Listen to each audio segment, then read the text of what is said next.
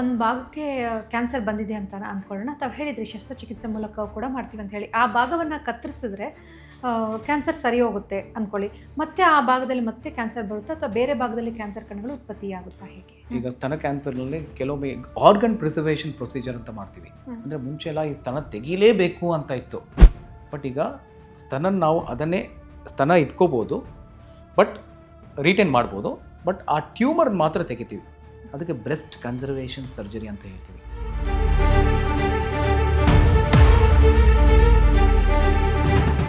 MRI ಅಂತ ನಂಗೆ cancer ಬಂದ್ಬಿಟ್ಟಿದೆ ಅನ್ನೋ ಒಂದು ಮನಸ್ಥಿತಿ ಕೂಡ ನಮಗೆ ಬಂದ್ಬಿಡುತ್ತೆ. ಇದ್ರ ಬಗ್ಗೆ ಹೇಳೋದಾದ್ರೆ ಅದು ಡಿಪೆಂಡ್ ಆಗುತ್ತೆ ಮೇಡಮ್. ಈಗ ಸಿಂಪ್ಟಮ್ಸ್ ಮೇಲೆ ಡಿಪೆಂಡ್ ಆಗುತ್ತೆ. ಈಗ ಯಾರಾದರೂ ಸ್ಮೋಕರ್ 20-30 ವರ್ಷದಿಂದ ದಿನಕ್ಕೆ ಒಂದು ಪ್ಯಾಕ್ ಸಿಗರೆಟ್ ಸ್ಮೋಕ್ ಮಾಡೋರು ಯಾರಾದರೂ ನಮ್ಮ ಕ್ಲಿನಿಕ್ಕಿಗೆ ಬಂದರೆ, ಅವ್ರಿಗೇನಾದರೂ ಅವ್ರು ಕೆಮ್ತಾ ಇದ್ದರೆ, ಅವ್ರಿಗೇನಾದರೂ ಶ್ವಾಸಕೋಶದಲ್ಲಿ ಏನಾದರೂ ಗೆಡ್ಡೆ ಇದ್ದರೆ ಅವ್ರಿಗೆ MRI ಬ್ರೈನ್ ಮಾಡಲೇಬೇಕು.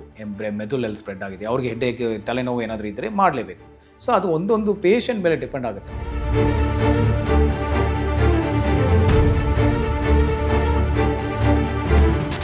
ಕ್ಯಾನ್ಸರಿಂದ ಸರ್ವೈವ್ ಆಗಿರೋರು ಕೇಳಿದಾಗ ನಾನು ಸತ್ತು ಹುಟ್ಟಿ ಬಂದೆ ಅಂತ ಹೇಳ್ತಾರೆ. ಯಾಕಂದರೆ ಕೂದಲೆಲ್ಲ ಉದುರೋಗುತ್ತೆ ಕೀಮೋ ಮಾಡುವಂಥ ಸಂದರ್ಭದಲ್ಲಿ. ಸೊ ಅಂಥವ್ರಿಗೆ ನೀವು ಯಾವ ರೀತಿ ಮನಸ್ಥೈರ್ಯ ಅನ್ನೋದು?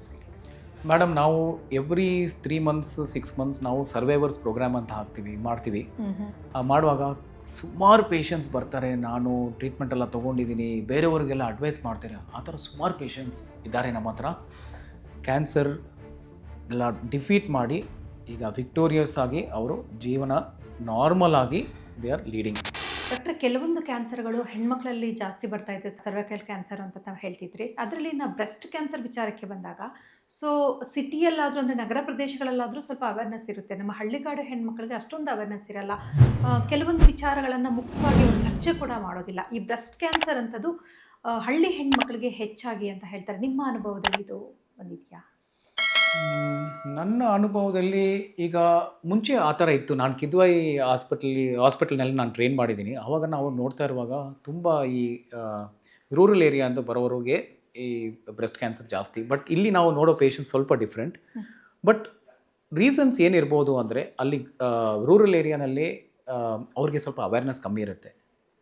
ಅಲ್ಲಿಂದ ಬರೋರಿಗೆ ಸ್ವಲ್ಪ ಸ್ಟೇಜ್ 4 ಅಡ್ವಾನ್ಸ್ ಸ್ಟೇಜ್ನಲ್ಲಿ ಕ್ಯಾನ್ಸರ್ ಡಯಾಗ್ನೋಸ್ ಆಗೋ ಚಾನ್ಸಸ್ ಜಾಸ್ತಿ ಇರುತ್ತೆ. ಯಾಕೆಂದರೆ ಅವರು ಡಾಕ್ಟರ್ ಚಿಕಿತ್ಸೆ ಮಾಡ್ಕೊಳ್ಳಲ್ಲ, ಡಾಕ್ಟರ್ ಹತ್ರ ಹೋಗಲ್ಲ. ಸೊ ಅವ್ರಿಗೆ ಅವೇರ್ನೆಸ್ ಕಮ್ಮಿ ಇರುತ್ತೆ. ಅದಕ್ಕೆ ಅಡ್ವಾನ್ಸ್ ಸ್ಟೇಜಸ್ ಜಾಸ್ತಿ ಇರುತ್ತೆ. ಬಟ್ ಅರ್ಬನ್ ಏರಿಯಾಸ್ನಲ್ಲಿ, ಸಿಟಿನಲ್ಲಿ ಏನೇನಾಗುತ್ತೆ, ಇವರೆಲ್ಲ ಸ್ಕ್ರೀನಿಂಗ್ ಅದೆಲ್ಲ ಅವೇರ್ನೆಸ್ ಜಾಸ್ತಿ ಇರುತ್ತೆ. ಬೇಗ ಕಂಡುಹಿಡಿಬೋದು. ಸೊ ಸ್ಕ್ರೀನಿಂಗ್ ಎಲ್ಲ ಮಾಡಿ, ಮ್ಯಾಮೋಗ್ರಾಮ್ ಎಲ್ಲ ಮಾಡಿ, ಸೊ ಬೇಗ ಗೊತ್ತಾಗ್ಬೋದು. ಸೊ ಅರ್ಲಿ ಸ್ಟೇಜಸ್ನನ್ನು ಯೂಶ್ವಲಿ ನೋಡ್ತೀವಿ. ಅದೇ ರೀತಿಯಲ್ಲಿ ನಾವು ಸಿಟಿನಲ್ಲಿ ನೋಡಿರೋರು ಕ್ಯಾನ್ಸರ್ ಪೇಷಂಟ್ಸ್, ನಾವು ಸ್ತನ ಕ್ಯಾನ್ಸರ್ ನೋಡುವಾಗ ಅವರು ಸ್ವಲ್ಪ ಬೇಗ ಬರೋದು ಮೇಡಮ್. ಅಂದರೆ ನಾನು ಮುಂಚೆನೂ ಹೇಳಿದ್ದೀನಿ, ಒಂದು 50-60 ವಯಸ್ಸಿನಲ್ಲಿ ಈ ಬ್ರೆಸ್ಟ್ ಕ್ಯಾನ್ಸರ್ ಯೂಶ್ವಲಿ ಡಯಾಗ್ನೋಸ್ ಆಗುತ್ತೆ. ಸಿಟಿಯಿಂದ ಬರೋರು ಪೇಷಂಟ್ಸ್ ಯೂಶ್ವಲಿ ಸ್ವಲ್ಪ ಕಮ್ಮಿ ವಯಸ್ಸಿನವರು ಇರ್ತಾರೆ.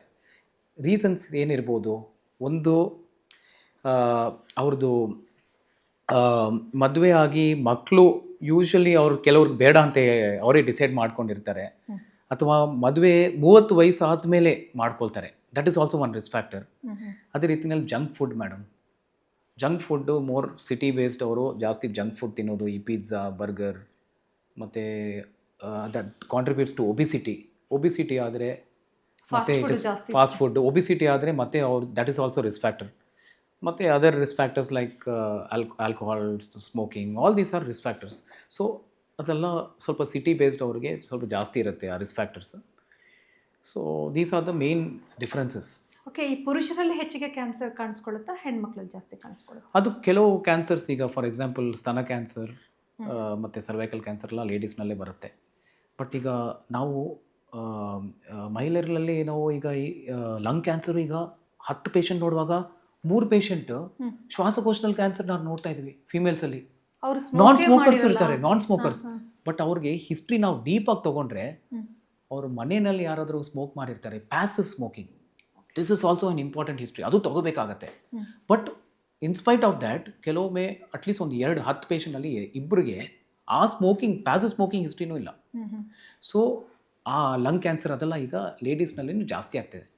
ನಾವು ಗಂಡಸರಲ್ಲಿ ನಾವು ಯಾವ್ದು ಕ್ಯಾನ್ಸರ್ಸ್ ನೋಡ್ತಾ ಇದ್ದೀವಿ? ಹೆಡ್ ಆ್ಯಂಡ್ ನೆಕ್ ಕ್ಯಾನ್ಸರ್ ಅಂತ ಹೇಳ್ತೀವಿ, ಬಾಯಲ್ಲೇ ಇರೋ ಕ್ಯಾನ್ಸರ್. ಯಾಕೆ? ತಂಬಾಕು ಮತ್ತು ಆಲ್ಕೋಹಾಲ್, ಇದೆಲ್ಲ ಹ್ಯಾಬಿಟ್ ಡ್ರಿವೆನ್ ಕ್ಯಾನ್ಸರ್. ಶ್ವಾಸಕೋಶದಲ್ಲಿ ಕ್ಯಾನ್ಸರ್, ಸ್ಮೋಕಿಂಗ್, ನಾನ್ ಸ್ಮೋಕರ್ಸ್ನಲ್ಲಿ ನೋಡ್ತೀವಿ ನಾವು. ಸೊ ಇದೆಲ್ಲ ನಾವು ಗಂಡಸರಲ್ಲಿ ಜಾಸ್ತಿ ನೋಡ್ತೀವಿ. ಗುಣಪಡಿಸ್ಲಿಕ್ಕೆ ಆಗದೆ ಇರುವಂಥ ಕ್ಯಾನ್ಸರ್ ಯಾವುದಿದೆ? ಟ್ರೀಟ್ಮೆಂಟ್, ಚಿಕಿತ್ಸೆ ಅಂತ ಎಲ್ಲ ಕ್ಯಾನ್ಸರ್ ಮಾಡ್ಬೋದು. ಬಟ್ ನಾವು ಈಗ ಬ್ರೈನಲ್ಲಿ ಕ್ಯಾನ್ಸರ್ ಬಂದರೆ ಅವ್ರಿಗೆಲ್ಲ ಸ್ವಲ್ಪ ಚಿಕಿತ್ಸೆ ಕೊಟ್ಟರೇನೂ ಅವ್ರಿಗೆ ಜಾಸ್ತಿ ನಾವು ಸರ್ವೈವಲ್ ಪ್ರೊಲಾಂಗ್ ಮಾಡೋಕ್ಕಾಗಲ್ಲ. ಸೊ ಅದು ಬಿಟ್ಟರೆ ಯಾವುದೇ ಕ್ಯಾನ್ಸರ್ ನೀವು ಉದಾಹರಣೆಗೆ ತೊಗೊಂಡ್ರೇನು ಒಂದು ಫ್ಯೂ ಇಯರ್ಸ್ ನಾವು ಲೈಫ್ ಸ್ಪ್ಯಾನ್ ಸ್ಟೇಜ್ 4ನಲ್ಲಿ ಡಯಾಗ್ನೋಸ್ ಮಾಡಿದ್ರೇನು ಫ್ಯೂ ಇಯರ್ಸ್, ಅಟ್ಲೀಸ್ಟ್ ಒಂದು 4 to 5 years ನಾವು ಹೆಚ್ಚಾಗಿ ನಾವು ಕೊಡ್ಬೋದು. ಬಟ್ ಕೆಲವು ಕ್ಯಾನ್ಸರ್ಸ್, ಈಗ ಶ್ವಾಸಕೋಶದ ಕ್ಯಾನ್ಸರ್ ನಾವು ಮೆದುಳಿಗೆ ಹೋದರೆ ಆ ಥರ ಪೇಷಂಟು ಏನಾದರೂ ಟಾರ್ಗೆಟಬಲ್ ಮ್ಯೂಟೇಷನ್ ಇದ್ದರೆ 5 ವರ್ಷ ಬದುಕೋ ಚಾನ್ಸಸ್ ಇರುತ್ತೆ. ಬಟ್ ಅವ್ರಿಗೆ ಆ ಮ್ಯೂಟೇಷನ್ಸ್ ಎಲ್ಲ ನೆಗೆಟಿವ್ ಬಂದರೆ ಮೆದುಳಿನಲ್ಲಿ ಸ್ಪ್ರೆಡ್ ಆಗಿರೋ ಕ್ಯಾನ್ಸರ್ಸ್ಗೆಲ್ಲ ಒಂದು 6 ತಿಂಗಳು 1 ವರ್ಷ ಲೈಫ್ ಸ್ಪ್ಯಾನ್ ಕೊಡ್ಬೋದು. ಈ ಕ್ಯಾನ್ಸರ್ನಲ್ಲಿ ಮೆಲಿಗೆಂಟ್ ಮತ್ತು ಬೆನೈನ್ ಕ್ಯಾನ್ಸರ್ ಇದೇನು ಡಾಕ್ಟ್ರೆ? ಮಾಮೂಲಿಯಾಗಿ ನಾವು ಕ್ಯಾನ್ಸರ್ ಅಂತ ನಾವು ವರ್ಡ್ ಯೂಸ್ ಮಾಡೋದು ಈ ಮ್ಯಾಲಿಗ್ನೆಂಟ್. ಓಕೆ. ಬೆನೈನ್ ಅಂದರೆ ಅದು ಯೂಶಲಿ ಅದು ಅಷ್ಟು ಸೀರಿಯಸ್ ಇಲ್ಲ. ಈಗ ಸ್ತನದಲ್ಲಿ ಒಂದು ಫೈಬ್ರೋಡಿನೋಮಾ ಅಂತ ಹೇಳ್ತೀವಿ, ಗೆಡ್ಡೆ ಸುಮಾರು ವರ್ಷದಿಂದ ಇರುತ್ತೆ ಅದು. ಬಟ್ ಎಕ್ಸಾಮಿನ್ ಮಾಡುವಾಗ, ಬಯಾಪ್ಸಿ ಮಾಡುವಾಗ ಫೈಬ್ರೋಡಿನೋಮಾ ಅಂತ ಬರುತ್ತೆ. ಅದು ಯೂಶಲಿ ಕ್ಯಾನ್ಸರ್ಗೆ ಚೇಂಜ್ ಆಗಲ್ಲ. ಆ ಥರ ಇದಕ್ಕೆ ನಾವು ತೆಗಿತೀವಿ ಅಥವಾ ಜಸ್ಟ್ ಅಬ್ಸರ್ವೇಷನ್ ಮಾಡ್ತೀವಿ. ಸೊ ಅದು ಯೂಶಲಿ ಬೆನೈನ್ ಅಂದರೆ ಯೂಶಲಿ ಕ್ಯಾನ್ಸರ್ಗೆ ಚೇಂಜ್ ಆಗಲ್ಲ, ತುಂಬ ರೇರ್. ಅದು ಕೆಲವೊಮ್ಮೆ it can be a pre malignant ಅಂತ ಹೇಳ್ತೀವಿ, ಅಂದರೆ ಕ್ಯಾನ್ಸರ್ಗೆ ಚೇಂಜ್ ಆಗ್ಬೋದು. ಮತ್ತು ಇವತ್ತು ಪ್ರತಿ ಸಾರಿ ಏನಂತ ಹೇಳಿದರೆ, ನಾವು ಆಸ್ಪತ್ರೆಗಳು ಹೋದಂಥ ಸಂದರ್ಭದಲ್ಲಿ ಏನೇ ಒಂದು ಗಡ್ಡೆ ಕಾಣಿಸಿದ್ರು ಅಥವಾ ಏನೋ ಒಂದು ಇದಾಯ್ತು ಅಂದರೆ ಅವರು MRI ಬರೆದು ಕೊಟ್ಬಿಟ್ಟಿರ್ತಾರೆ. ಸೊ ಇದು ಎಷ್ಟು ಮಟ್ಟಿಗೆ ನಾವು ಡೈಜೆಸ್ಟ್ ಮಾಡ್ಕೊಳ್ಳೋಕ್ಕಾಗಲ್ಲ. MRI ಅಂತ ನಂಗೆ ಕ್ಯಾನ್ಸರ್ ಬಂದುಬಿಟ್ಟಿದೆ ಅನ್ನೋ ಒಂದು ಮನಸ್ಥಿತಿ ಕೂಡ ನಮಗೆ ಬಂದ್ಬಿಡುತ್ತೆ. ಇದ್ರ ಬಗ್ಗೆ ಹೇಳೋದಾದ್ರೆ ಅದು ಡಿಪೆಂಡ್ ಆಗುತ್ತೆ ಮೇಡಮ್. ಈಗ ಸಿಂಪ್ಟಮ್ಸ್ ಮೇಲೆ ಡಿಪೆಂಡ್ ಆಗುತ್ತೆ. ಈಗ ಯಾರಾದರೂ ಸ್ಮೋಕರ್ 20-30 ವರ್ಷದಿಂದ ದಿನಕ್ಕೆ 1 ಪ್ಯಾಕ್ ಸಿಗರೆಟ್ ಸ್ಮೋಕ್ ಮಾಡೋರು ಯಾರಾದರೂ ನಮ್ಮ ಕ್ಲಿನಿಕ್ಕಿಗೆ ಬಂದರೆ, ಅವ್ರಿಗೇನಾದರೂ ಅವ್ರು ಕೆಮ್ತಾ ಇದ್ದರೆ, ಅವ್ರಿಗೇನಾದರೂ ಶ್ವಾಸಕೋಶದಲ್ಲಿ ಏನಾದರೂ ಗೆಡ್ಡೆ ಇದ್ದರೆ ಅವ್ರಿಗೆ MRI ಬ್ರೈನ್ ಮಾಡಲೇಬೇಕು. ಮೆದುಳಲ್ಲಿ ಸ್ಪ್ರೆಡ್ ಆಗಿದೆ, ಅವ್ರಿಗೆ ಹೆಡ್ಡೇಕ್, ತಲೆನೋವು ಏನಾದರೂ ಇದ್ದರೆ ಮಾಡಲೇಬೇಕು. ಸೊ ಅದು ಒಂದೊಂದು ಪೇಷಂಟ್ ಮೇಲೆ ಡಿಪೆಂಡ್ ಆಗುತ್ತೆ ಮೇಡಮ್. MRI ಯಾವ್ದು ಭಾಗಕ್ಕೆ ಮಾಡಬೇಕು ಮತ್ತು ಯಾವ್ದು ಸಿಂಪ್ಟಮ್ಸ್ ಇದೆ ಮತ್ತು ರಿಸ್ಕ್ ಫ್ಯಾಕ್ಟರ್ಸ್ ಏನಿದೆ ಇದ್ರ ಮೇಲೆ ಡಿಪೆಂಡ್ ಆಗುತ್ತೆ ಯಾವ್ದು ಇನ್ವೆಸ್ಟಿಗೇಷನ್ಸ್ ಮಾಡಬೇಕು ಅಂತ. MRI ಬಹಳಷ್ಟು ಸರಿ ಮಾಡಬಾರ್ದು ಅಂತ ಹೇಳ್ತಾರಲ್ಲ ಡಾಕ್ಟರ್? ಅದಲ್ಲ ಮೇಡಮ್, MRI ಎಷ್ಟು ಬೇಕಾದರೆ ಮಾಡ್ಬೋದು. ಯಾಕೆಂದರೆ MRI ಈಸ್ ಮ್ಯಾಗ್ನೆಟ್ ಡ್ರಿವೆನ್. ಅದರಲ್ಲಿ ಎಕ್ಸ್ರೇ ಅಥವಾ ರೇಡಿಯೇಷನ್ ಏನೂ ಇರಲ್ಲ. CT ಸ್ಕ್ಯಾನ್ನಲ್ಲಿ ರೇಡಿಯೇಷನ್ ಇರುತ್ತೆ. ಅದು ನಾವು ಈಗ ಪೇಷಂಟ್ಗೆ ಮಾಡುವಾಗ ನಾವು ಬೆನಿಫಿಟ್ ರಿಸ್ಕ್ ನೋಡ್ತೀವಿ. ಈಗ CT ಸ್ಕ್ಯಾನ್ ಮಾಡಿ ಎಷ್ಟು ಇನ್ಫಾರ್ಮೇಷನ್ ಬರುತ್ತೆ ವರ್ಸಸ್ ಆ ರೇಡಿಯೇಷನ್ನಲ್ಲಿ ಎಷ್ಟು ಹಾರ್ಮ್ ಆಗುತ್ತೆ ಅದು ನಾವು ನೋಡಬೇಕಾಗತ್ತೆ. ಸೊ ಅದಕ್ಕೆ ನಾವು ಈಗ ಸ್ಕ್ರೀನಿಂಗ್ ಅಂತ ಹೇಳ್ತಿಲ್ಲ, ನಾವು ಲಂಗ್ ಕ್ಯಾನ್ಸರ್ ಬಗ್ಗೆ ಡಿಸ್ಕಸ್ ಮಾಡಿದ್ದೀವಿ. ಹೆಚ್ಚಾಗಿ ಸ್ಮೋಕರ್ಸ್ನಲ್ಲಿ ನಾವು ಇದು ಮಾಡ್ತೀವಿ. 20-30 ವರ್ಷದಿಂದ ಸ್ಮೋಕ್ ಮಾಡೋರಿಗೆ ಲೋ ಡೋಸ್ CT ಸ್ಕ್ಯಾನ್ ಮಾಡ್ತೀವಿ.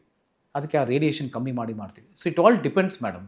ಒಂದೊಂದು ಪೇಷಂಟ್ಗೆ ಅಥವಾ ನಾವು ಡಿಸ್ಕಸ್ ಮಾಡಿ ಮಾಡಬೇಕಾಗುತ್ತೆ ಇನ್ವೆಸ್ಟಿಗೇಷನ್ಸ್. ಓಕೆ ಡಾಕ್ಟ್ರೆ, ಕ್ಯಾನ್ಸರ್ ಬಂದಂಥ ರೋಗಿಯ ಮನಸ್ಥಿತಿ ಹೇಗಿರುತ್ತೆ, ಅವರ ಒಂದು ಆಲೋಚನೆಗಳು ಹೇಗಿರುತ್ತೆ ಡಾಕ್ಟ್ರೆ? ಅವರು ಮಾನಸಿಕವಾಗಿ ಹೇಗಿರ್ತಾರೆ? ಅದೇ ಇನಿಷಿಯಲ್ ಡಯಾಗ್ನೋಸಿಸ್ ಆಗುವಾಗ ಅವ್ರದ್ದು ಆ ಫೇಸ್ ಡಿನಯಲ್ ಅಂತ ಇರುತ್ತೆ. ನನಗೆ ಯಾಕೆ ಬಂದಿದೆ, ಹಂಗೆ ಬರಬಾರ್ದಿತ್ತು, ಯಾಕೆ ಬಂದಿದೆ, ಆ ಥರ ಒಂದು ಕ್ವೆಶನ್ಸ್ ಬರ್ತಾ ಇರುತ್ತೆ. ಅವ್ರಿಗೆ ನಿದ್ದೆ ಇರಲ್ಲ ಮತ್ತು ಮೂಡ್ ತುಂಬ ಕಮ್ಮಿ ಇರುತ್ತೆ. ಬಟ್ ಆಮೇಲೆ ನಿಧಾನವಾಗಿ ಅವ್ರಿಗೆ ಸೈಕಲಾಜಿಕಲ್ ಸಪೋರ್ಟ್ ತುಂಬ ಕೊಡಬೇಕು. ಒಂದು ಡಾಕ್ಟರ್ಸ್ ಕಡೆಯಿಂದ ಇರಬೇಕು, ಇನ್ನೊಂದು ಕೇರ್ ಗಿವರ್ಸ್, ಅವ್ರ ಜೊತೆ ಇರೋರು ಫ್ಯಾಮಿಲಿ ಮೆಂಬರ್ಸ್ ತುಂಬ ಕೇರ್ ಮಾಡಬೇಕು, ಎಮೋಷ್ನಲ್ ಸಪೋರ್ಟ್ ಕೊಡಬೇಕು, ಪಾಸಿಟಿವ್ ಆಗಿ ಮಾತಾಡಬೇಕು. ಕಾಯಿಲೆ ವಾಸಿ ಆಗುತ್ತೆ. ನಮಗೆ ಕ್ಯಾನ್ಸರ್ ಬಂದ್ಬಿಟ್ಟಿದೆ ಹಂಗೆ ಬಿಹೇವ್ ಮಾಡ್ತಾ ಇರ್ತಾರೆ. ಅದು ಯಾಕೆ ಮೇಡಮ್? ಈಗ ಎಲ್ಲರೂ ಗೂಗಲ್ ನೋಡ್ತಾರೆ. ಡಾಕ್ಟರ್ ಹತ್ರ ಟ್ರಸ್ಟ್ ಇರಬೇಕು ಮೇಡಮ್.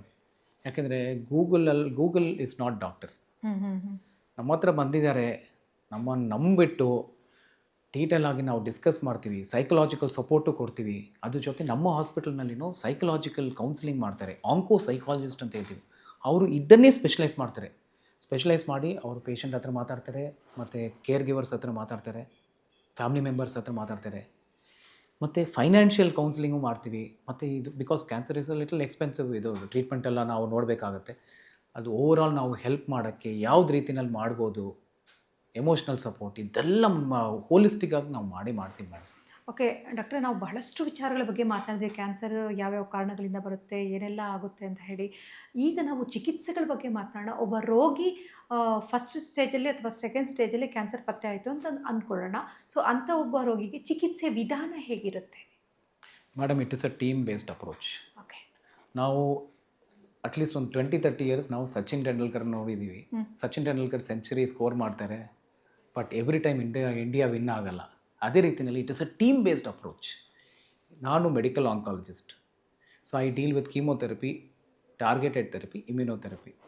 ಮತ್ತು ನಮ್ಮ ಜೊತೆ ಇರೋರು ಕೊಲೀಗ್ಸ್ ರೇಡಿಯೇಷನ್ ಆಂಕಾಲಜಿಸ್ಟ್ ರೇಡಿಯೇಷನ್ ಕೊಡ್ತಾರೆ, ಸರ್ಜಿಕಲ್ ಆಂಕಾಲಜಿಸ್ಟ್ ಸರ್ಜರಿ ಮಾಡ್ತಾರೆ, ಪೆಥಾಲಜಿಸ್ಟ್ ಅವರು ಆ ಬಯೋಪ್ಸಿ ಮೈಕ್ರೋಸ್ಕೋಪಲ್ಲಿ ಹಾಕಿ ನೋಡಿ ಡಯಾಗ್ನೋಸಿಸ್ ಕೊಡ್ತಾರೆ, radiologist CT MRI pet scan ನೋಡಿ ಎಷ್ಟು ಸ್ಪ್ರೆಡ್ ಆಗಿದೆ ಅದೆಲ್ಲ ಅವರು ಡಿಸೈಡ್ ಮಾಡಿ ಅವ್ರು ನಮಗೆ ಹೆಲ್ಪ್ ಮಾಡ್ತಾರೆ. So it is a team based approach. Multi disciplinary tumour board MDT ಅಂತ ಮಾಡ್ತೀವಿ. MDT ಎಲ್ಲ ಪೇಷಂಟ್ಸಿಗೂ ಮಾಡಿ ಯಾವುದು ಥರ ಟ್ರೀಟ್ಮೆಂಟ್ ಕರೆಕ್ಟಾಗಿ ಮಾಡಬೇಕು ಅಂತ ನಾವು ಡಿಸಿಷನ್ ತೊಗೊಳ್ತೀವಿ. ಸರ್ಜರಿ ಮಾಡಬೇಕಾ ಅಥವಾ ಸೀಕ್ವೆನ್ಸ್ ಕೀಮೋ ಫಸ್ಟ್ ಮಾಡಿ ಆಮೇಲೆ ಸರ್ಜರಿ ಮಾಡಬೇಕಾ, ರೇಡಿಯೇಷನ್ ಬೇಕಾ, ಇದೆಲ್ಲ ಡಿಸೈಡ್ ಮಾಡ್ತೀವಿ. ಮತ್ತು ನಮ್ಮ ಬ್ರ್ಯಾಂಚ್ ಬಗ್ಗೆ ನಾನು ಮಾತಾಡ್ತೀನಿ. ಈಗ ಮೆಡಿಕಲ್ ಆಂಕಾಲಜಿನಲ್ಲಿ ತುಂಬ ಚೇಂಜಸ್ ಬಂದಿದೆ. 20-30 ಇಯರ್ಸ್ನಲ್ಲಿ ಸಿಕ್ಕಾಪಟ್ಟೆ ಅಡ್ವಾನ್ಸಸ್ ಆಗಿದೆ. ಈಗ ಇಮ್ಯುನೋಥೆರಪಿ ಸೈಡ್ ಎಫೆಕ್ಟ್ ಕಮ್ಮಿ, 90% ಪೇಷಂಟ್ಸು ಸ್ಮೂತಾಗಿ ಹೋಗುತ್ತೆ. ಮತ್ತು ಟಾರ್ಗೆಟೆಡ್ ಥೆರಪಿ, ಆ ಪೇಷಂಟ್ಸ್ಗೆ ಏನಾದರೂ NGS ಅಂತ ಜೆನೆಟಿಕ್ ಮ್ಯೂಟೇಷನ್ ಬ್ಲಡ್ಡಲ್ಲಿ ಮಾಡ್ತೀವಿ ಮತ್ತು ಟಿಶ್ಯೂನಲ್ಲಿ ಮಾಡ್ತೀವಿ. ಅದೇನಾದರೂ ಪಾಸಿಟಿವ್ ಬಂದರೆ ಅದು ಪ್ರಕಾರ ಟ್ಯಾಬ್ಲೆಟ್ಸ್ ಕೊಡ್ಬೋದು. ಕೀಮೋಥೆರಪಿನೂ ಈಗ ಡೆಲಿವರಿ ಚೆನ್ನಾಗಿ ಆಗ್ತಾಯಿದೆ, ಸೈಡ್ ಎಫೆಕ್ಟ್ ಕಮ್ಮಿ, ನೀಟಾಗಿ ಮ್ಯಾನೇಜ್ ಮಾಡ್ತಾಯಿದೆ. ಮುಂಚೆಲ್ಲ ವಾಂತಿ ಎಲ್ಲ ತುಂಬ ಆಗ್ತಾಯಿತ್ತು, ಈಗ ಟ್ಯಾಬ್ಲೆಟ್ಸ್ನಲ್ಲಿ ನಾವು ಆ ವಾಂತಿ ಎಲ್ಲ ಕಮ್ಮಿ ಮಾಡ್ಬೋದು, ಸೈಡ್ ಎಫೆಕ್ಟ್ಸ್ ಕಮ್ಮಿ ಮಾಡ್ಬೋದು. ಅದೇ ರೀತಿಯಲ್ಲಿ ರೇಡಿಯೇಷನ್ ಡಾಕ್ಟರ್ಸಿಗೆ ಹೊಸ ರೇಡಿಯೇಷನ್ ಟೆಕ್ನಿಕ್ಸ್ ಬಂದಿದೆ, ಸರ್ಜರಿ ಮಿನಿಮಲ್ ಆಕ್ಸೆಸ್ ಸರ್ಜರಿ ಬಂದಿದೆ. ಸೊ ಓವರಾಲ್ ಟ್ರೀಟ್ಮೆಂಟ್ ಮಾಡಿ ಪೇಷಂಟಿಗೆ ನಾವು long term survival, quality of life ಮತ್ತು ಕೆಲವು ಕ್ಯಾನ್ಸರ್ಸ್ನಲ್ಲೂ ಸಂಪೂರ್ಣವಾಗಿ ಗುಣ ಮಾಡಿಸಿ ಪೇಷಂಟ್ಗೆ ಕ್ಯೂರ್ ಮಾಡಿಸೋ ಚಾನ್ಸಸ್ ತುಂಬ ಹೈ ಇದೆ. ಡಾಕ್ಟ್ರೆ, ಈಗ ಒಂದು ಭಾಗಕ್ಕೆ ಕ್ಯಾನ್ಸರ್ ಬಂದಿದೆ ಅಂತ ಅಂದ್ಕೊಳ್ಳೋಣ. ತಾವು ಹೇಳಿದ್ರಿ ಶಸ್ತ್ರಚಿಕಿತ್ಸೆ ಮೂಲಕ ಕೂಡ ಮಾಡ್ತೀವಿ ಅಂತ ಹೇಳಿ. ಆ ಭಾಗವನ್ನು ಕತ್ತರಿಸಿದ್ರೆ ಕ್ಯಾನ್ಸರ್ ಸರಿ ಹೋಗುತ್ತೆ ಅಂದ್ಕೊಳ್ಳಿ, ಮತ್ತೆ ಆ ಭಾಗದಲ್ಲಿ ಮತ್ತೆ ಕ್ಯಾನ್ಸರ್ ಬರುತ್ತಾ ಅಥವಾ ಬೇರೆ ಭಾಗದಲ್ಲಿ ಕ್ಯಾನ್ಸರ್ ಕಣಗಳು ಉತ್ಪತ್ತಿಯಾಗುತ್ತಾ, ಹೇಗೆ? ಅದು ಚಾನ್ಸ್ ಇದೆ ಮ್ಯಾಮ್. ಫಾರ್ ಎಕ್ಸಾಂಪಲ್ ನಾವು ಉದಾಹರಣವಾಗಿ ಸ್ತನ ಕ್ಯಾನ್ಸರ್ ಬಗ್ಗೆ ಮಾತಾಡಬಹುದು. ಈಗ ಸ್ತನ ಕ್ಯಾನ್ಸರ್ನಲ್ಲಿ ಕೆಲವೊಮ್ಮೆ ಆರ್ಗನ್ ಪ್ರಿಸರ್ವೇಷನ್ ಪ್ರೊಸೀಜರ್ ಅಂತ ಮಾಡ್ತೀವಿ. ಅಂದರೆ ಮುಂಚೆ ಎಲ್ಲ ಈ ಸ್ತನ ತೆಗಿಲೇಬೇಕು ಅಂತ ಇತ್ತು, ಬಟ್ ಈಗ ನಾವು ಅದನ್ನೇ ಸ್ತನ ಇಟ್ಕೋಬೋದು, ಬಟ್ ರಿಟೈನ್ ಮಾಡ್ಬೋದು, ಬಟ್ ಆ ಟ್ಯೂಮರ್ ಮಾತ್ರ ತೆಗಿತೀವಿ. ಅದಕ್ಕೆ ಬ್ರೆಸ್ಟ್ ಕನ್ಸರ್ವೇಷನ್ ಸರ್ಜರಿ ಅಂತ ಹೇಳ್ತೀವಿ. ಆ ಬ್ರೆಸ್ಟ್ ಕನ್ಸರ್ವೇಷನ್ ಸರ್ಜರಿ ಮಾಡಿದ ಮೇಲೆ ಅಲ್ಲಿ ಅಲ್ಲಿ ಆ ಭಾಗದಲ್ಲಿ ಕಾಯಿಲೆ ಬರಬಾರ್ದು, ಅದಕ್ಕೆ ಏನು ಮಾಡ್ತೀವಿ, ರೇಡಿಯೇಷನ್ ಕೊಡ್ತೀವಿ. ಮನೆ ಬೇರೆ ಕಡೆ ಕಾಯಿಲೆ ನಾವು ಹರಡಬಾರ್ದು, ಅದಕ್ಕೆ ನಾವು ಕೀಮೋಥೆರಪಿ ಕೊಡ್ತೀವಿ ಅಥವಾ ಟಾರ್ಗೆಟೆಡ್ ಥೆರಪಿ ಕೊಡ್ತೀವಿ. ಸೊ ಈ ರೀತಿಯಲ್ಲಿ ಒಂದೊಂದು ಟೆಕ್ನಿಕ್ಗೆ ಒಂದೊಂದು ರೀಸನ್ಸ್ ಇದೆ ಮೇಡಮ್. ಕ್ಯಾನ್ಸರಿಂದ ಸರ್ವೈವ್ ಆಗಿರೋರು ಕೇಳಿದಾಗ ನಾನು ಸತ್ತು ಹುಟ್ಟಿ ಬಂದೆ ಅಂತ ಹೇಳ್ತಾರೆ, ಯಾಕಂದರೆ ಕೂದಲೆಲ್ಲ ಉದುರೋಗುತ್ತೆ ಕೀಮೋ ಮಾಡುವಂಥ ಸಂದರ್ಭದಲ್ಲಿ. ಸೊ ಅಂಥವ್ರಿಗೆ ನೀವು ಯಾವ ರೀತಿ ಮನಸ್ಥೈರ್ಯ ಅನ್ನೋದು ತಿಳಿದೆ? ಮೇಡಮ್, ನಾವು ಎವ್ರಿ 3 months 6 months ನಾವು ಸರ್ವೈವರ್ಸ್ ಪ್ರೋಗ್ರಾಮ್ ಅಂತ ಮಾಡ್ತೀವಿ. ಮಾಡುವಾಗ ಸುಮಾರು ಪೇಷಂಟ್ಸ್ ಬರ್ತಾರೆ, ನಾನು ಟ್ರೀಟ್ಮೆಂಟ್ ಎಲ್ಲ ತೊಗೊಂಡಿದ್ದೀನಿ, ಬೇರೆಯವ್ರಿಗೆಲ್ಲ ಅಡ್ವೈಸ್ ಮಾಡ್ತಾರೆ. ಆ ಥರ ಸುಮಾರು ಪೇಷಂಟ್ಸ್ ಇದ್ದಾರೆ ನಮ್ಮ ಹತ್ರ. ಕ್ಯಾನ್ಸರ್ ಎಲ್ಲ ಡಿಫೀಟ್ ಮಾಡಿ ಈಗ ವಿಕ್ಟೋರಿಯಸ್ ಆಗಿ ಅವರು ಜೀವನ ನಾರ್ಮಲ್ ಆಗಿ ದೇ ಆರ್ ಲೀಡಿಂಗ್. ಇಂಥ ಒಬ್ಬ ಪೇಷಂಟ್ನ ಎಕ್ಸಾಂಪಲ್ ನೀವು ನಮ್ಮ ವೀಕ್ಷಕರ ಜೊತೆ ಹಂಚ್ಕೊಳ್ಳೋದಾಯ್ತು ಅಂತ ಹೇಳಿ. ಈಗ ಫಾರ್ ಎಕ್ಸಾಂಪಲ್ ನಮ್ಮ ಹತ್ರ ಒಂದು 21 year old 21 ವರ್ಷ ಒಂದು ಮಹಿಳೆಯರು, ಈಗ ಅವ್ರಿಗೆ ಲಿಂಫೋಮಾ ಗೆಡ್ಡೆ ಇತ್ತು, ದುಗ್ಧರಸ ಗ್ರಂಥಿ ದಪ್ಪ ಆಗಿತ್ತು. ಆಮೇಲೆ ಅದನ್ನು ಬಯೋಪ್ಸಿ ಮಾಡಿ ನೋಡಿದ್ದೀವಿ, ಅದಕ್ಕೆ ಹಾಜ್ಕಿನ್ ಲಿಂಫೋಮಾ ಅಂತ ಡಯಾಗ್ನೋಸ್ ಬಂತು.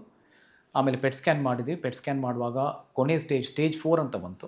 ಬಟ್ ಲಿಂಫೋಮಾನಲ್ಲಿ ಆ ಸ್ಟೇಜ್ ಅಷ್ಟು ಇಂಪಾರ್ಟೆಂಟ್ ಇಲ್ಲ. ಆಮೇಲೆ ಟ್ರೀಟ್ಮೆಂಟ್ ಕೊಟ್ಟಿದ್ದೀವಿ, ಟಾರ್ಗೆಟೆಡ್ ಥೆರಪಿ ಮತ್ತು ಕೀಮೋಥೆರಪಿ ಜೊತೆ ಕೊಟ್ಟಿದ್ದೀವಿ. 6 ತಿಂಗಳು ಟ್ರೀಟ್ಮೆಂಟ್ ಕೊಟ್ಟಿದ್ದೀವಿ. ಈಗ ಪೇಷಂಟ್ ಆಲ್ಮೋಸ್ಟ್ ಈಗ 7 years ಆಯಿತು, ಅವರು ಫಾಲೋ ಬರ್ತಾ ಇರ್ತಾರೆ, ಚೆನ್ನಾಗಿದ್ದಾರೆ. ಈಗ ಆಲ್ಮೋಸ್ಟ್ ಅವ್ರದ್ದು ಕ್ಯೂರ್ ಆಗಿದೆ. 5 ವರ್ಷ ಆದಮೇಲೆ ನಾವು ಕ್ಯೂರ್ ಅಂತ ನಾವು ಕಾನ್ಫಿಡೆಂಟ್ ಆಗಿ ನಾವು ಹೇಳ್ಬೋದು. ಓಕೆ ಡಾಕ್ಟ್ರೆ, ಕ್ಯಾನ್ಸರ್ ಏನೋ ಬಂದುಬಿಡುತ್ತೆ, ಅದಕ್ಕೆ ಚಿಕಿತ್ಸೆಗಳು ಕೂಡ ಇದೆ. ಜೊತೆಗೆ ಅಪೋಲೋ ಆಸ್ಪತ್ರೆಯಲ್ಲಿ ಯಾವ ರೀತಿಯ ಒಂದು ಸೂಪರ್ ಸ್ಪೆಷಾಲಿಟಿ ಚಿಕಿತ್ಸೆ ಇದೆ ಅಂತ ಹೇಳಿದ್ರಿ. ಈ ಒಂದು ಕ್ಯಾನ್ಸರ್ ಬರ್ದಾಗೆ ತಡಿಬೇಕಂತ ಹೇಳಿದ್ರೆ ನಾವು ನಮ್ಮನ್ನು ಹೇಗೆ ತಯಾರಿ ಇಟ್ಕೋಬೇಕು? ಒಂದು ನಾವು ಸ್ಕ್ರೀನಿಂಗ್ ಬಗ್ಗೆ ಡೀಟೇಲ್ ಆಗಿ ಮಾತಾಡಿದ್ವಿ. ಸೊ ಕ್ಯಾನ್ಸರ್ ಬೇಗ ಗೊತ್ತಾಗಬೇಕು. ಸೊ ಅದಕ್ಕೆ ನಾವು ಇಯರ್ಲಿ ಒನ್ಸ್ ನಾವು ಡಾಕ್ಟರ್ ಹತ್ರ ಹೋಗಬೇಕಾಗತ್ತೆ. ಮತ್ತು ಫಾರ್ ಸ್ತನ ಕ್ಯಾನ್ಸರ್ ನಾವು ಮ್ಯಾಮೋಗ್ರಾಮ್ ಬಗ್ಗೆ ಮಾತಾಡಿದ್ವಿ, ಮತ್ತು ಪ್ರಾಸ್ಟೇಟ್ ಮತ್ತು ಕೋಲನ್ ಮತ್ತು ಲಂಗ್ ಕ್ಯಾನ್ಸರ್ ಬಗ್ಗೆ ಎಲ್ಲ ಮಾತಾಡಿದ್ವಿ, ಯಾವುದು ಇನ್ವೆಸ್ಟಿಗೇಷನ್ಸ್ ಮಾಡಬೇಕು. ಆಮೇಲೆ ಈಟ್ ಹೆಲ್ದಿ, ತರಕಾರಿ ಮತ್ತು ಹಣ್ಣು ಅದೆಲ್ಲ ಚೆನ್ನಾಗಿ ತಿನ್ನಬೇಕು, ಮತ್ತು ಜಂಕ್ ಫುಡ್ ಅವಾಯ್ಡ್ ಮಾಡಬೇಕು, ಮತ್ತು ವ್ಯಾಯಾಮ ಮಾಡಬೇಕು, ಎಕ್ಸಸೈಸ್ ಮಾಡಬೇಕು, ಮತ್ತು ವೆಯ್ಟ್ ಯಾವಾಗಲೂ ನಾವು ಕರೆಕ್ಟಾಗಿ ಇಟ್ಕೋಬೇಕಾಗತ್ತೆ. These are the few things. ಮತ್ತು ಕೆಲವರು ಹೇಳ್ತಾರೆ ಮೊಬೈಲ್ ಫೋನ್ ಜಾಸ್ತಿ ಯೂಸ್ ಮಾಡಬಾರ್ದು, ಅದಕ್ಕೆಲ್ಲ ಸ್ವಲ್ಪ ಸ್ಮಾಲ್ ಎವಿಡೆನ್ಸಸ್ ಇದೆ ಬ್ರೈನ್ ಟ್ಯೂಮರ್ಸ್ ಬಗ್ಗೆ ಎಲ್ಲ. ಬಟ್ ಓವರಾಲ್ ನೀವು do things correctly and live a healthy life style, ಇದೆಲ್ಲ ಮಾಡಿದರೆ ನಾವು ಕ್ಯಾನ್ಸರ್ ಪ್ರಿವೆಂಟ್ ಮಾಡೋಕ್ಕೆ ಚಾನ್ಸ್ ಇದೆ. ಮತ್ತು most important habits, tobacco, smoking and alcohol ಅದೆಲ್ಲ ಅವಾಯ್ಡ್ ಮಾಡಬೇಕಾಗತ್ತೆ. ಮತ್ತು ಕೆಲವು ಕ್ಯಾನ್ಸರ್ಸ್ ವ್ಯಾಕ್ಸಿನೇಷನ್ ತೊಗೋಬೇಕಾಗತ್ತೆ. For example HPV for cervical cancer, ಅದೇ ರೀತಿಯಲ್ಲಿ ಹೆಪಟೈಟಿಸ್ B ಅಂತ ವ್ಯಾಕ್ಸಿನ್ ಬರುತ್ತೆ, ಅದು ತೊಗೊಂಡ್ರೆ ಲಿವರ್ ಕ್ಯಾನ್ಸರ್ ನಾವು ಪ್ರಿವೆಂಟ್ ಮಾಡ್ಬೋದು. Because 60% of the patients viral hepatitis ಆಗಿ ಲಿವರ್ ಕ್ಯಾನ್ಸರ್ ಆಗ್ಬೋದು, ಅದೆಲ್ಲ ಪ್ರಿವೆಂಟ್ ಮಾಡ್ಬೋದು. ಎಸ್ ಡಾಕ್ಟರ್, ಇದುವರೆಗೂ ಕ್ಯಾನ್ಸರ್ ಬಗ್ಗೆ ಸಾಕಷ್ಟು ಮಾಹಿತಿಯನ್ನು ನೀಡಿದರೆ, ಇವತ್ತು ಕ್ಯಾನ್ಸರ್ ಬಂದರೆ ಚಿಂತೆ ಮಾಡೋಂಥ ಅವಶ್ಯಕತೆ ಇಲ್ಲ, ಚಿಕಿತ್ಸೆಗಳಿದ್ದಾವೆ ಅರ್ಲಿ ಸ್ಟೇಜಲ್ಲಿ ಅಂತ ಹೇಳಿದರೆ. ಜೊತೆಗೆ ಏನಂತ ಹೇಳಿದ್ರೆ ಜೀವನ ಶೈಲಿ, ಆಹಾರ ಪದ್ಧತಿಯನ್ನು ಕೂಡ ನಾವು ಸರಿಯಾಗಿ ಇಟ್ಕೊಂಡ್ರೆ ಕಾಲಕ್ಕೆ ನಾವು ರೊಟೀನ್ ಟೆಸ್ಟ್ಗಳನ್ನು ಮಾಡ್ಕೋತಾ ಹೋದರೆ ಈ ಎಲ್ಲ ಒಂದು ಸಮಸ್ಯೆಗಳಿಂದ ಹೊರಗಡೆ ಬರಬಹುದು ಅಂತ ಹೇಳಿ ಮಾಹಿತಿಯನ್ನು ನೀಡಿದ್ದಕ್ಕೆ ನಮ್ಮೆಲ್ಲ ವೀಕ್ಷಕರ ಪರವಾಗಿ ಧನ್ಯವಾದಗಳು doctor. Thank you so much. Yes ವೀಕ್ಷಕರು, ಇದುವರೆಗೂ ನೋಡೋದಲ್ಲ, ಖಂಡಿತವಾಗ್ಲೂ ಸಹ ಇವತ್ತಿನ ದಿನದಲ್ಲಿ ಎಷ್ಟೇ ಕಾಯಿಲೆಗಳು ಬಂದರೂ ಕೂಡ ಪ್ರಾರಂಭದ ಹಂತದಲ್ಲಿ ನಾವು ಆ ಕಾಯಿಲೆಗೆ ಒಂದು ಸಲ್ಯೂಷನ್ನ ಕಂಡುಕೊಂಡ್ರೆ ಈ ಎಲ್ಲ ಒಂದು ಕಾಯಿಲೆಗಳಿಂದ ದೂರ ಇರಬಹುದು ಅಂತ ಹೇಳೋದೇ ನಮ್ಮ ಒಂದು ಸುಮನ್ TV ಕನ್ನಡ ಹೆಲ್ತ್ನ ಉದ್ದೇಶ. ನಮಸ್ಕಾರ.